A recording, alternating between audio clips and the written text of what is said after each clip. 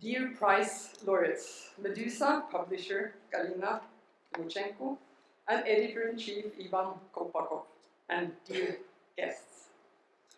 Fritt Ord's main distinction for 2022 goes to the media outlet Meduza for its courageous, independent, and fact-based journalism, and for providing a trustworthy and high-quality source of news for Russians and the international community. It is with a sense of sincerity and deep concern that we have invited all of you to Fritt Ord's ceremony for our main award for 2022. This year's prize has materialized in an extraordinary context. A brutal war has been taking place in Europe since Russia instigated an unprovoked, full-scale invasion of its neighboring country, Ukraine. After 3 months, this war has first and foremost drastically changed the lives of countless Ukrainians. Thousands of civilians have been killed, millions have been left in grief and fear after losing their homes and being forced to flee. But the war has also changed international relations worldwide. All of us are facing a changed world order, and our sense of security and predictability has been thoroughly shaken. As is usually the case in armed conflicts, an information war is going on as well. Media control, censorship, as well as disinformation, but also outright coercion and arrests are all aspects of the war conditions for the press. Together with eradication of a whole litany of civil freedoms, public voices are being silenced and controlled. This is of particular concern for us in Fritt Ord as a Freedom of Expression Foundation. Protecting and strengthening the courageous use of written and spoken words is central to our mandate. Accordingly, it's only natural that journalism has become one of the most central areas of our work.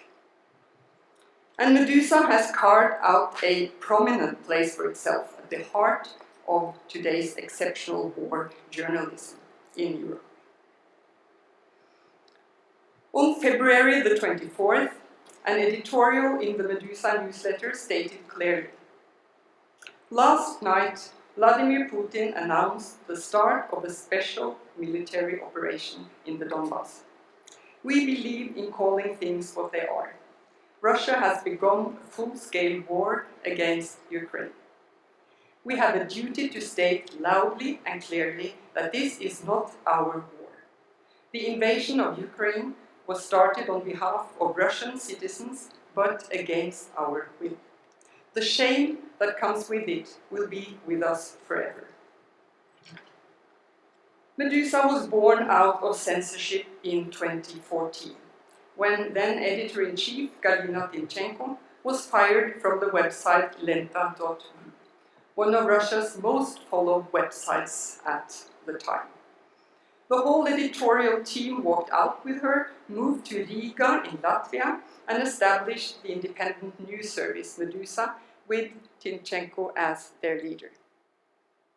Today, Meduza is one of the most influential and most cited sources of investigative and reliable news and feature journalism from and on Russia and the surrounding region.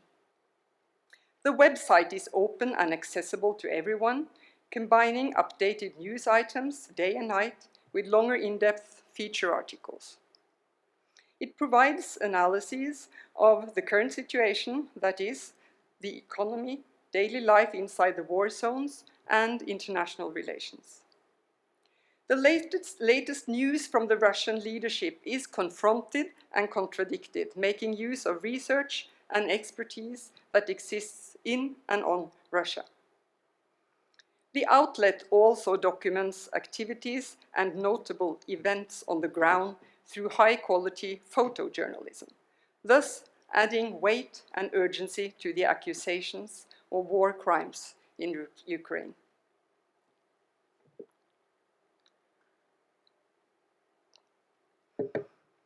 The news outlet, published in both Russian and English, works with a network of journalists in a number of countries in the region, reporting home to Russia as well as to an international audience.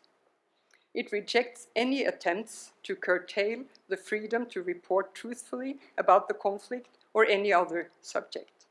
Meduza has become an essential voice for reliable, dependable, and fact-based information on Russian issues and the war that is going on. And Meduza has also become a hub for journalism across Eastern Europe, representing excellent journalism under exceptional circumstances.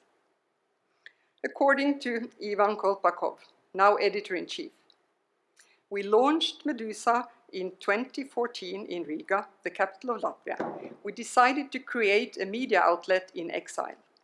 Because our editors prepared for the worst from the very beginning, 8 years later, this strategy has helped us survive the complete destruction of independent journalism in Russia, at least for the time being. The backdrop of the current situation is that the Kremlin has systematically tried to obliterate independent media in Russia in recent years. Journalists have been fined, charged with being foreign agents, threatened, and intimidated. Despite these efforts to clamp down on freedom of expression, this independent Russian media outlet has nevertheless managed to build an international reputation for its open source investigations. However, after Russia's invasion of Ukraine, the Kremlin introduced a de facto ban on independent reporting in Russia. On March 1st, the state censorship entity, the Federal Service for Supervision in the Sphere of Communication, also known as Roskomnadzor, ordered internet service providers inside Russia to block access to Meduza's website. Meduza and a handful of other outlets were accused of disseminating information in violation of the law. The law, of course, was adapted because the Kremlin wanted a monopoly on the distribution of information to the Russian people about anything of importance, and particularly information that concerns the invasion of Ukraine, which the Federal Service made unlawful to describe as either an invasion or a war. According to Meduza, Russian authorities have now imposed military censorship in all but name, eradicating the entire domestic press. Journalists now risk 15 years of imprisonment for doing their job. Today, most international news outlets have evacuated their staff members from Moscow for safety reasons. Hundreds of Russian journalists have fled the country. Meduza nevertheless manages to provide reliable information on Russian affairs from their location in Riga. They still have high-level sources in the Russian government, and their reputation and legitimacy among the Russian public are considerable. Meduza was well prepared for censorship and the rapid deterioration of platform accessibility after the start of the war. It launched a mobile app and built up a vast audience on social media before the ban. Today, the digital platform is facilitated by advanced methods of circumventing Russian control by diversifying platform usage. The news outlet actively uses Twitter, Facebook, Instagram, Telegram, and YouTube. And Meduza has its own podcasts, newsletters, and English language versions. Users in Russia have access using the app despite the ban, even without the need to use a VPN. Galina Timchenko underlines that digital innovation is immensely important under the current circumstances in order to skirt the so-called digital Iron Curtain. In 2020, even before the Russian invasion, Meduza was one of the 10 most cited internet sources in the Russian language. Now the new platform reaches an even larger audience around the world, and its readership inside Russia has tripled since the attack on Ukraine. Under the logo, "Banned in Russia, but here for you," followers of Meduza's different news sites have access to a rich flora of texts and videos, analyses, the latest news, features, interviews, sharp editorials, etc. Headlines reveal a broad scope of coverage, and here are a few examples. "We're on the Titanic and it's just hit the iceberg." "Blindsided, Russia's top officials were caught off guard by Putin's war in Ukraine. Many of them want to resign, but can't." "The poorer ones are already starving. Russian troops have controlled Kherson for a week. Here's what's life like there now."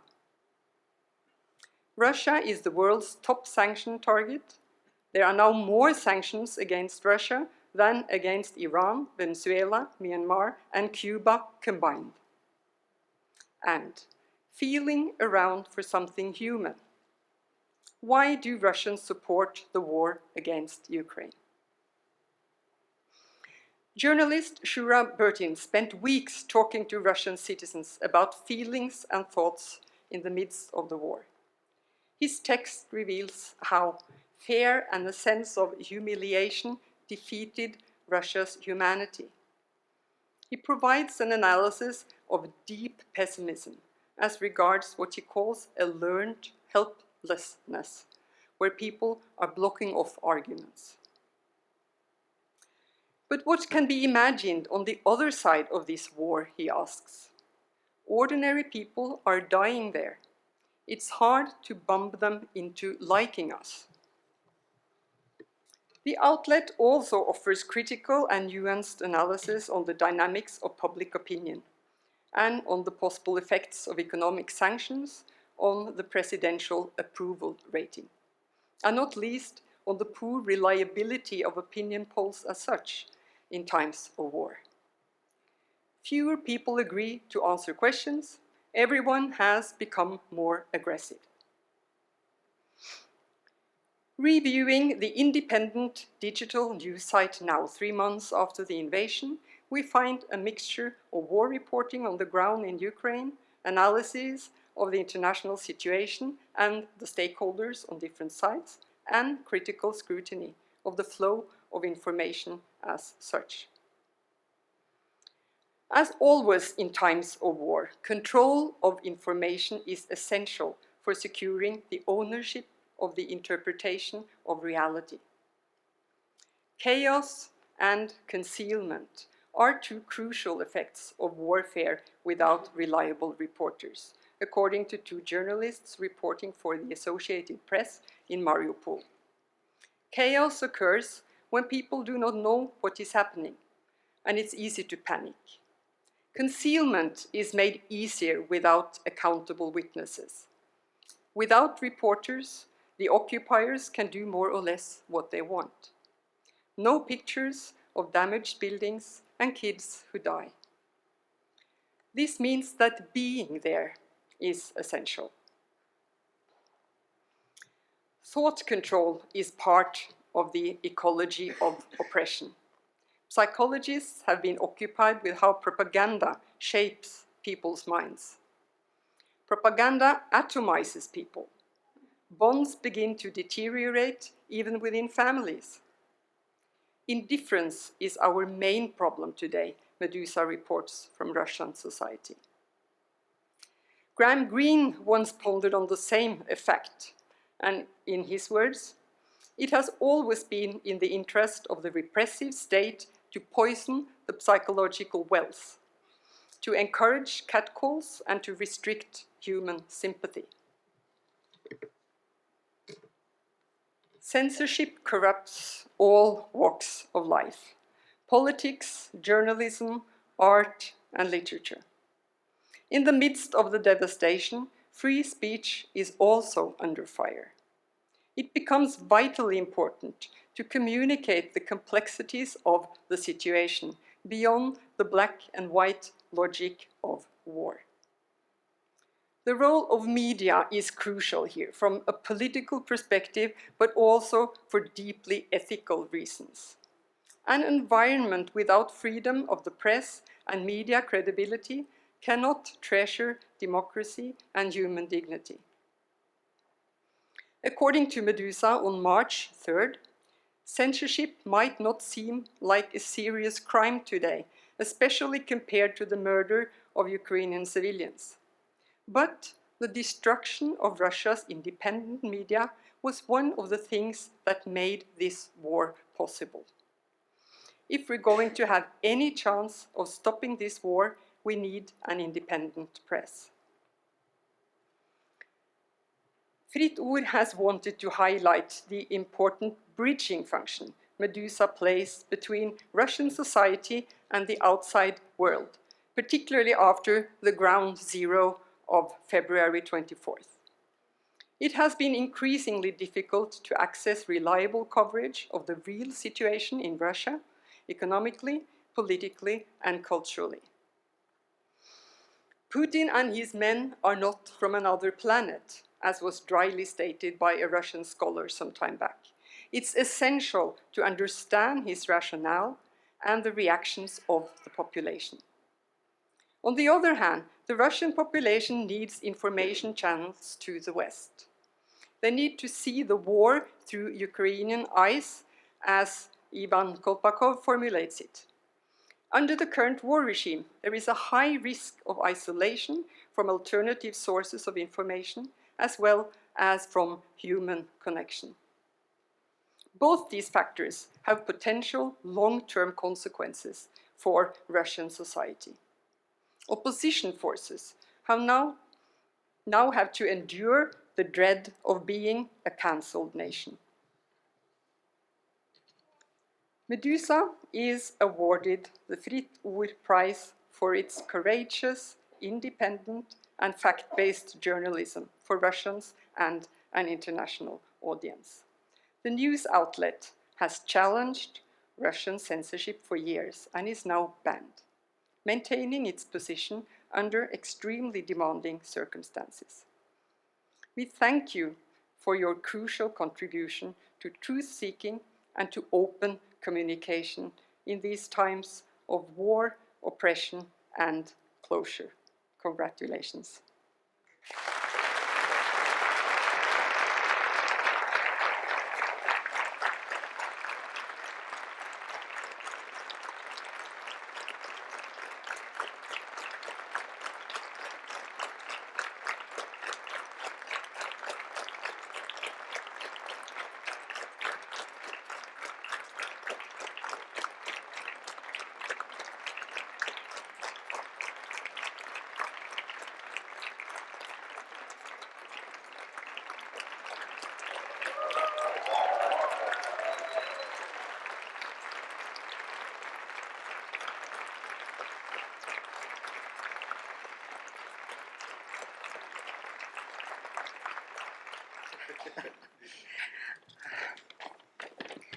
I'm sorry, I could not pretend that I'm not prepared. I'm prepared. Dear all, I want to thank you from the deep of my heart. I'm thrilled and honored to receive this prize in the name of Meduza. I think every person in the world, at least once in his lifetime, imagines such an acceptance speech. Maybe in shower, maybe in front of the mirror, but I did. But you know, every time when I watch the Oscar ceremony, I was so angry. And I think it's so unfair to give the award for the best film to these greedy, ugly, bad guys called producers. Because the movie is all about actresses and actors, about camera persons and composers, about director, and not about the money. And now I'm standing here in this role of this bad guy producer. So my part of the speech will be very short. And I will give the floor to the real heroes, to the journalists, and to editor-in-chief of Meduza, Ivan Kolpakov. But what I want to say, some time ago, I presented an awards at ceremony for the photojournalists, and I spoke about the war. Not this horrible war against Ukraine. The war I mentioned started 20 years ago. It was the war started by Kremlin and Putin and his allies against freedom of speech, against free press, against free will, free mind, against free people in Russia. Unfortunately, the Russian regime won this time. Tens of media in Russia are blocked, silenced, stopped broadcasting and publishing. Wartime censorship was imposed, and the new laws promised us up to 15 years in prison just for telling the truth. And even the word "a war" is prohibited in Russia. And you know, every time when I gave interview, journalists asked me, how about fighting against the regime? How about fighting against Putin and Kremlin? But despite all odds, I want to say I don't want to fight against. I want to fight for.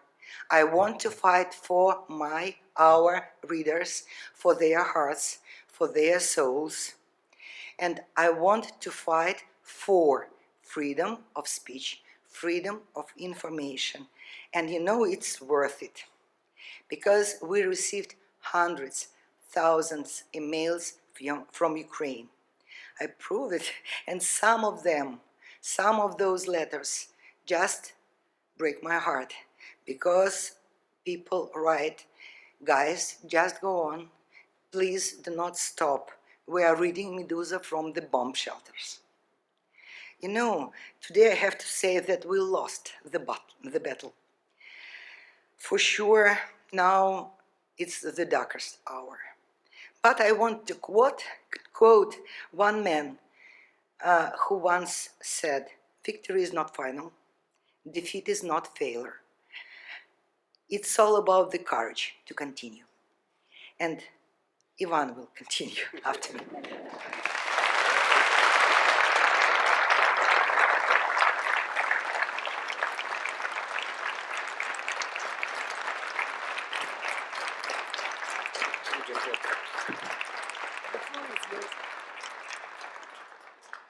I also have paper.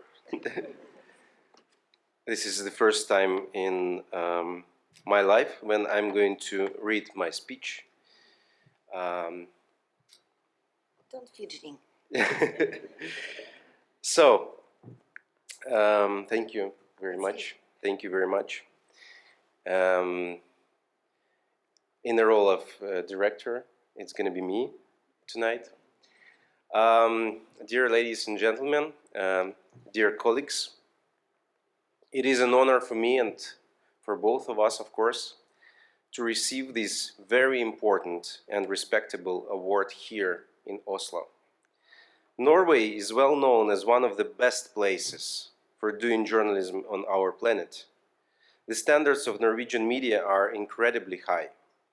The level of understanding among the society that independent journalism is an absolute and unique value here in Norway is remarkable.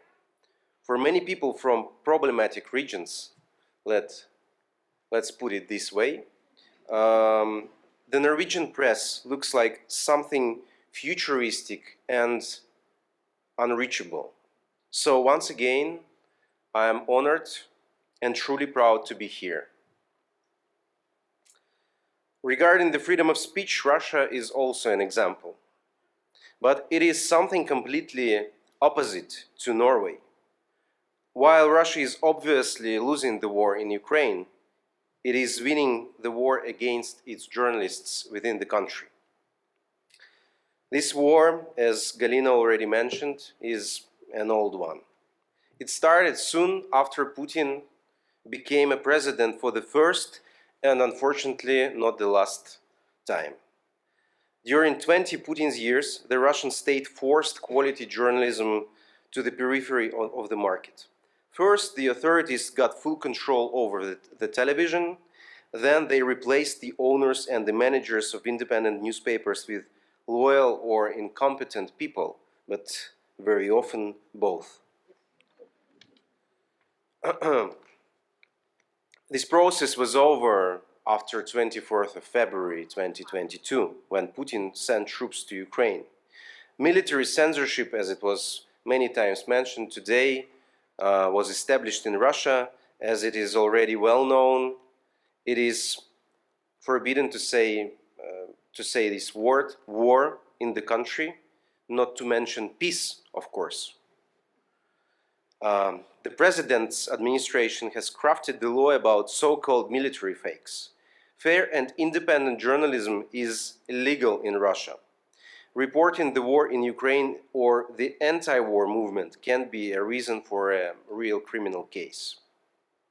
Many important publications stopped the operation. The others were blocked, and Meduza, as you know. All the organizations that had any resources evacuated their staff outside the country. Thousands of journalists had to run away from Russia without any support and any hope regarding the future. In the light of these circumstances, we think that we are lucky and privileged people. Meduza was launched 8 years ago in exile. Our headquarters is based in Riga, Latvia.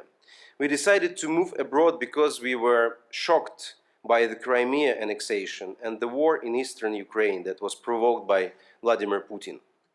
Also, a huge part of Russian society supported the annexation. This phenomenon is known as the Crimean majority, and it was in 2013 and still remains frustrating. In 2014, 8 years ago, we did not believe that the political situation in Russia has any potential for positive changes. We understood it from our own experience. Almost all the reporters and editors in our team have faced state pressure. It would be correct to say that we were forced to leave Russia. We were forced to leave our motherland. During all those years, we were like this weird character in the Hollywood movie that stands in the center of Manhattan with the poster, and the words "Apocalypse is coming" is written on this sign. That's why later in 2022 Meduza survived, because we knew that the apocalypse is coming, and we were prepared for it better than many other organizations. For example, Meduza, like dozens of other publications, was blocked by the Russian government during the invasion. However, we are still accessible in the country. Since we started, since we started our media outlet in 2014, we were blocked already. We were already blocked twice, not in Russia, but in Kazakhstan on the first day of our operation, and in Uzbekistan a couple of years later.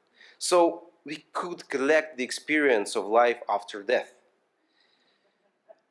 Our app contains more than 3 different anti-blocking tools. It can actually, this is a very sophisticated technology. You can actually use the app without internet. It uses the other mobile phones as the infrastructure of, distributing content. And the app works in Russia perfectly fine. More than 1 million people downloaded our app, and the majority of them did it after the invasion started. The future of Russian journalism is obscured. We know from the history that it's very challenging for the journalists to report from the exile and remain relevant to their native readers. We need to work hard to maintain high standards of our work and keep in touch with people on the ground. Though the internet gives us a huge amount of information from Russia, we have to develop new forms of operation in the country, including closer collaboration with our supporters and guerrilla reporting for sure. And we can't stop the experiments for a single moment. Dear colleagues, the situation in Russia and in Ukraine reminds us that independent journalism is a precious and fragile value. When the authorities and autocrats destroy or manipulate the media, they immediately paralyze the number of democratic institutes. Free elections and active civil society, for instance, simply cannot work without independent media, both newspapers and television. Authorities act like that because only without free media, their power becomes unlimited. The threat is unfortunately closer than many people used to think. Putin's regime is an inspiration for many countries, as well as Putin himself is a role model for the populists all over the world. The current state of independent journalism is a matter of huge concern in such countries as Turkey, Serbia, but also Poland and Hungary within the European Union, and many, many others. We live in a time of anxiety. We have legal reasons to worry about the future of our profession, but also our time is the time of solidarity and support. Freedom of speech is an international value, and journalism is an international language. I have a feeling that more and more people all around the world understand it better than ever before. Last year, I was delighted when the Nobel Committee decided to give Peace Prize to Filipino-American reporter Maria Ressa and my Russian colleague Dmitry Muratov, chief editor of prominent oppositional newspaper Novaya Gazeta. We think that it was a prize for all independent journalism in the world who work in these unfavorable circumstances. Another example that makes me happy as a journalist and media manager is the decision of the Pulitzer Committee to award all Ukrainian journalists in 2022. For me, it is a beautiful example of support and solidarity. I welcome this decision as fair and clever. I think many of us, including myself, have a lot to learn from our Ukrainian colleagues. Their country was attacked by the aggressor. However, thousands of Ukrainian reporters and editors keep doing breakthrough journalism. The only work of Ukrainian photographers deserves Pulitzer, in my opinion. Independent journalism is not a gift, it is an achievement that needs to be protected. And even more than that, I don't like this word, but I think this is fair to say, that we have to fight for it. It is also remarkable that now any person on earth can easily participate in this fight. You can support journalists from any place in the world, just sitting on the sofa in your living room. You can participate in crowdfunding or spread the word about reporters who need urgent help. In the end, and this is the end, I want to thank all the team of Meduza, our reporters who work in Ukraine, and our authors in Russia, our editors, designers, developers, in fact, a very small group of people that creates the largest Russian independent media outlet of our days. I'm thinking of you right now, and I am proud of you. This award is for you. Thank you so much.